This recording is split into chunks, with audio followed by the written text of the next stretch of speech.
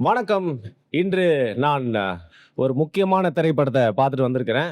விக்னேஷ் சிவன் இயக்கி, ஆ நம்மளுடைய பிரதீப் ரங்கநாதன், பிஆர் அவர்கள் நடித்து, அனிருத் அவர்கள் இசையமைத்து, கிருத்தி ஷெட்டி வந்து கூட நடித்து, எஸ்.ஜே. சூர்யா, ஆ யோகி பாபு, அதுக்கப்புறம் வந்து மாளவிகா, அதுக்கப்புறம் வேற யாரெல்லாம் இருந்தா?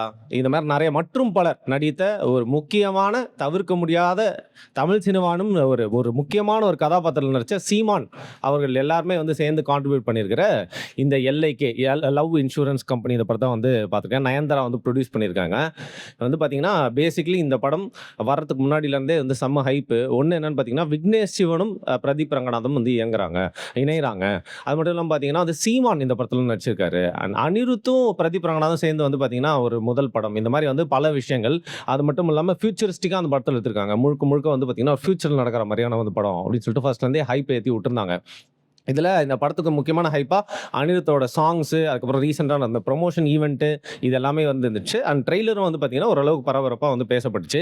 இந்த எதிர்பார்ப்போட நம்ம இந்த படத்த போய் வந்து பார்த்தோம். ஸோ இந்த படத்தோட கதை என்ன அப்படிங்கிறத சொல்லிடலாம். ஸோ பேசிக்கலி முடிஞ்ச அளவுக்கு ஸ்பாய்லரே இல்லாம ட்ரெய்லர்ல என்ன காமிச்சாங்களோ, அதுல வந்து உங்களுக்கு புரியாத ஒரு சின்ன விஷயத்தோட வந்து கதை சொல்றேன். என்னன்னா, எல்ஐகே அப்படிங்கிற ஆப்ப எஸ்.ஜே. சூர்யா வந்து வச்சிருக்காரு. ஸோ இந்த ஆப் தான் வந்து பார்த்தீங்கன்னா, லவ் அப்படிங்கிற விஷயத்த 2040ல நடக்கிற மாரி, அத சொல்ல மறந்துட்டேன். சென்னையில 2040ல நடக்கிற மாரி ரொம்ப ஃபியூச்சரிஸ்டிக்கா வந்து பார்த்தீங்கன்னா, சிங்கப்பூரே தூக்கி சாப்பிடுற மாரி இருக்கு சென்னை. இந்த சூழ்நிலை எல்ஐகே அப்படிங்கிற ஆப் தான் காதலர்கள் யாரெல்லாம் வந்து சேரலாம், யாருக்கு நடுவுல வந்து பார்த்தீங்கன்னா, லவ் ஸ்கோர் நல்லா இருக்கு. அது மட்டும் இல்லாம இந்த காதலர்கள வந்து தொடர்ந்து வந்து கண்காணிக்கிறது. இந்த பாய் ஃப்ரெண்ட், கேர்ள் ஃப்ரெண்ட கண்காணிக்கலாம். கேர்ள் ஃப்ரெண்ட், பாய் ஃப்ரெண்ட் கண்காணிக்கலாம். இந்த மாரி வந்து பார்த்தீங்கன்னா, சில கேட்ஜெட்ஸோட இந்த எல்ஐகே அப்படிங்கிற ஆப் வந்து தவிர்க்க முடியாத ஒரு ஆப்பா மாறிடுது. உலகம் முழுக்க இருக்க காதலர்கள்லாம் பார்த்தீங்கன்னா, எல்ஐகே ஆப்ப வந்து வச்சு தான் வந்து லவ்வே வந்து டிசைட் பண்றாங்க. இந்த எல்ஐகே தான் அவங்களோட லைஃபே வந்து டிசைட் பண்ணுது. இந்த சூழ்நிலையில தான் நம்மளோட பிரதீப் ரங்கநாதன் அவர் வந்து பார்த்தீங்கன்னா, ஃபோனே யூஸ் பண்ணாத ஒரு நபர். ஏன்னா, அவங்க அப்பா வந்து பார்த்தீங்கன்னா, ஃபோனே வந்து யூஸ் பண்ணாம யாரெல்லாம் ஃபோன்னால வந்து பாதிக்கப்பட்டிருக்காங்களோ, அவங்களெல்லாம் வந்து பார்த்தீங்கன்னா, ஒரு ரீஹாபிலிட்டேஷன் சென்டர் மாரி நடத்தியிருக்காரு. அதுதான் வந்து சீமான்.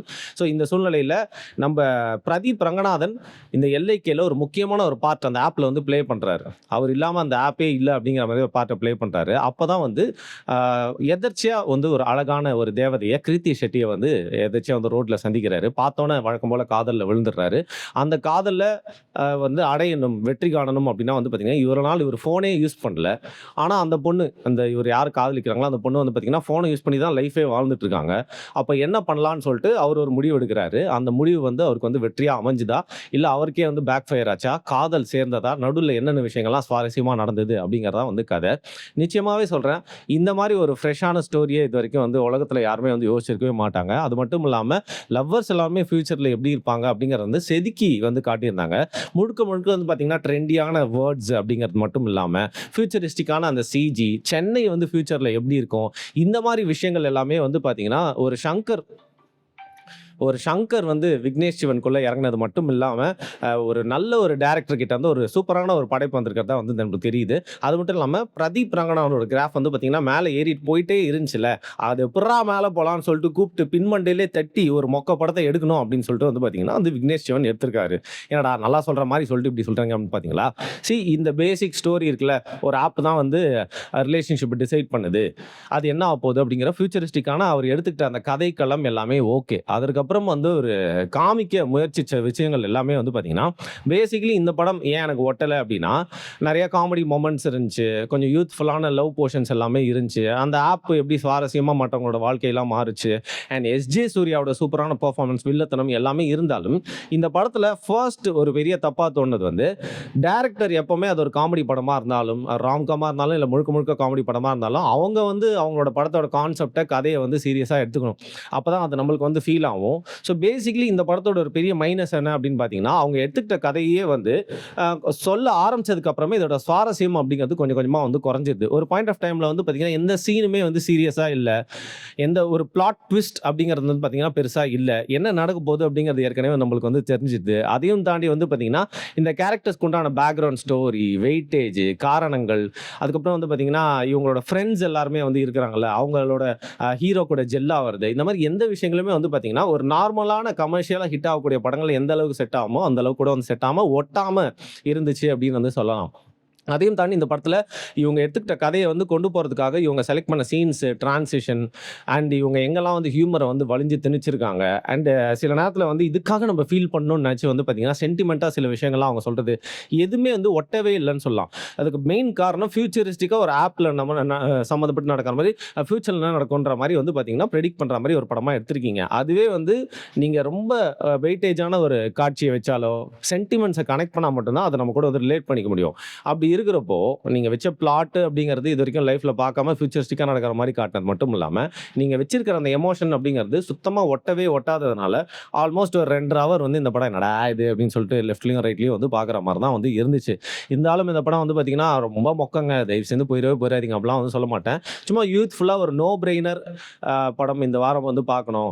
ஜாலியா போயிட்டு ஏதோ ஒரு படத்த பார்த்து ஊன்னு கத்திட்டு என்ஜாய் பண்ணிட்டு வரணும் பசங்களோட அப்படின்னு நீங்க நினைச்சீங்கன்னா, இந்த படத்த நீங்க போய் வந்து பார்க்கலாம். அதை தாண்டி இந்த படம் வந்து முழுக்க முழுக்க உங்கள என்டர்டெயின் பண்ணுமா அப்படின்னு கேட்டா வந்து சந்தேகம் தான். மேபி உங்களுக்கு பண்ணலாம். எனக்கு வந்து செட் ஆகல அப்படின்னு சொல்லலாம். சரி இந்த படத்துல வந்து நீ சொல்ற மாரி வந்து இப்படிதான் இருக்கா? வேற எதுவுமே பிளஸ் இல்லையா? அப்படின்னு கேட்டீங்கன்னா, பிளஸ் சொல்றேங்க. நிஜமாவே இந்த படத்தோட ஒரு பெரிய பெரிய பிளஸ்னா வந்து பார்த்தீங்கன்னா, விக்னேஷ் சிவன் அப்படின்னு சொல்லணும்னு எனக்கும் ஆசை தான். விக்னேஷ் சிவன் இல்ல. அவர் வந்து இதுக்கு முன்னாடி காத்து வாக்குல 2 காதல். அதுல நம்ம வந்து கருத்தா ஒத்துக்கிறோமோ இல்லையோ, ஓரளவுக்கு சுவாரஸ்யமா இருந்துச்சு. பட் போக போக வந்து பார்த்தீங்கன்னா வந்து போர் அடிச்சிரும். ஐ மீன் செகண்ட் ஹாஃப்ல முடியிறப்போ வந்து என்னடா இது அப்படிங்கிற மாரி வரும். பட் இந்த படம் வந்து ஃபர்ஸ்ட் ஹாஃப் அந்த ஒரு இன்டர்வல் பிளாட் வரதுக்கு முன்னாடியே வந்து பார்த்தீங்கன்னா விட்டு போயிருது. அதனால விக்னேஷ் வந்து கோட்டைய விட்டாரு. ஆனா படம் முழுக்க ஸ்டார்ட்டிங்ல இருந்து எண்ட் வரைக்கும் இந்த படத்த வந்து தூக்கி நிறுத்தறதுக்காக தன்னுடைய உடம்புல இருக்கிற எல்லா மசில்ஸுமே வந்து பார்த்தீங்கன்னா ஃப்ளெக்ஸ் பண்ணி இந்த படத்த தூக்கி இருக்கிறது வந்து அனிருத் தான். ஏன்னா இந்த படம் வரதுக்கு முன்னாடியே பாட்டு அனிருத் தான் வந்து ஃபேமஸ் பண்ணி விட்டாரு. இந்த படத்துலயும் வந்து பார்த்தீங்கன்னா, ஒரு ரோபோ கேரக்டர் பண்ணியிருக்காரு. வாய்ஸ்லாம் வந்து குடுத்துருக்காரு. அது மட்டும் இல்லாம பிஜிஎம்மா இருக்கட்டும், ஒரு 3 பாட்டு, அது மட்டும் இல்லாம வரக்கூடிய கோரஸ் எல்லாமே இந்த யூத்ஃபுல்லான ஒரு படத்துக்கு செம்மையான ஒரு ஆட் ஆனா இருக்கிறது வந்து பார்த்தீங்கன்னா, அவருடைய இசை தான் அப்படின்னு சொல்லலாம். ஸோ அவர் இந்த படத்துக்கு ஒரு பெரிய பலம். சரி திருப்பியும் மைனஸ் பிளஸ் அப்படி போலாமா? பிரதீப் ரங்கநாதன்.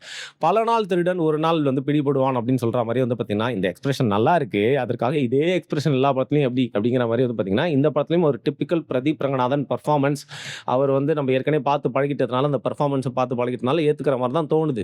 ஆனா முழுக்க முழுக்க அவர் இந்த படத்துல பண்ணக்கூடிய அந்த கேரக்டர் அப்படிங்கிறது வந்து பார்த்தீங்கன்னா, பெர்ஃபார்மன்ஸ் எதுவுமே வந்து சேர்த்து எவ்வளோக்கு எவ்வளோ வந்து நெறைய சீன்ஸ்ல கிரிஞ்சி ஃபீலிங் குடுக்க முடியுமோ அந்த அளவுக்கு குடுத்துருச்சு.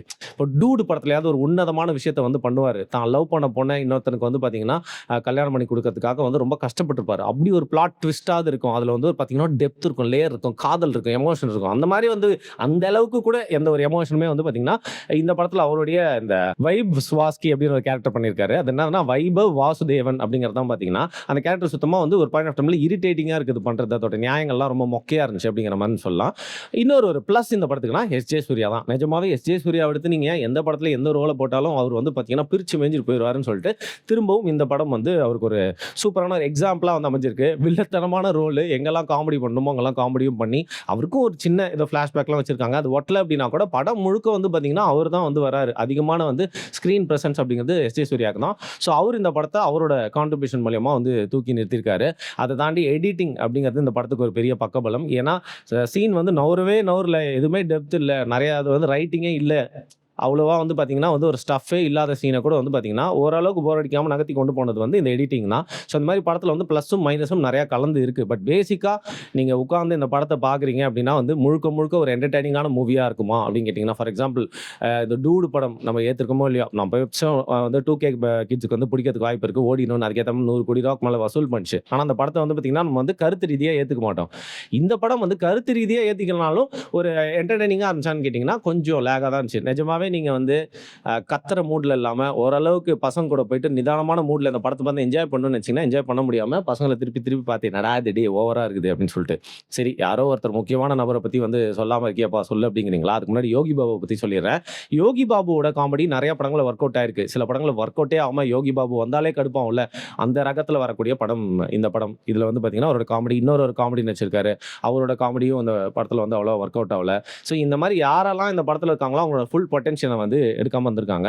நான் முக்கியமான நபர்ன்னு சொன்னேன்ல, அவரோட பொட்டன்ஷியல் தான். சீமான் அவர்கள் இந்த படத்துல வந்து நடிக்கிறாரு. நிஜமா சீமான் நடிக்கிறாருன்னா, அந்த கேரக்டர் பண்றதுக்கு அவர் தான் உகந்த ஆளு. அவர் தான் சரியான ஆளு. அவர் குடுத்துருக்காங்கன்னா, அவர் ஏதோ திருப்புமுனை பண்ணக்கூடிய ஒரு கேரக்டர். மறக்கவே முடியாத ஒரு கேரக்டர் பண்ணியிருப்பாரு. அப்படின்னு சொல்லிட்டு நம்ம வந்து எக்ஸ்பெக்ட் பண்ணிருந்தோம். ட்ரெய்லர பார்த்து அதுக்கப்புறம் இவர் வந்து ஒரு காமெடியா காட்டியிருக்காங்க அப்படிங்கிற மாரி நம்ம வேற வீடியோஸ்லாம் கூட வந்து டிஸ்கஸ் பண்ணியிருந்தோம். பட் இந்த படத்த பார்க்கும்போது வந்து பார்த்தீங்கன்னா, பெருசா அவர் வந்து அசிங்கப்படுத்தாத மாரி முழுக்க முழுக்க காட்டல அப்படின்னா கூட வந்து பார்த்தீங்கன்னா, அவர சீரியஸா எடுத்துக்கவே முடியல.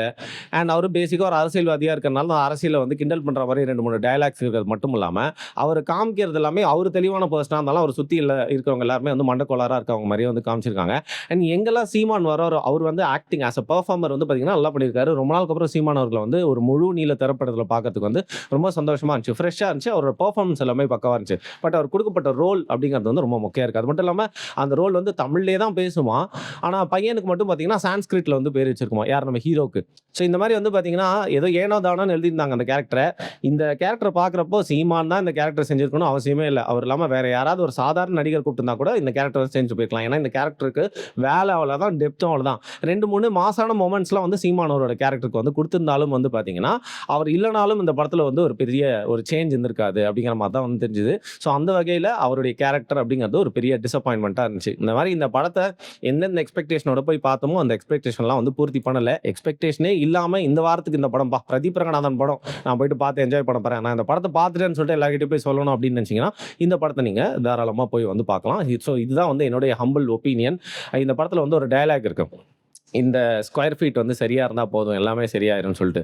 அத பார்த்தா எனக்கு தோணுச்சு, இந்த ஸ்கொயர் ஃபீட் கொஞ்சம் சரியா இருந்திருந்தா போதும், இந்த படம் கொஞ்சம் பெட்டரா இருந்திருக்கும் அப்படிங்கிறது தான். நீங்க இந்த படத்த பார்த்திருந்தீங்கன்னா, உங்களோட வேர்டிக்ட் என்ன அப்படிங்கிறத கீழ மறக்காம கமெண்ட் பண்ணுங்க. நன்றி.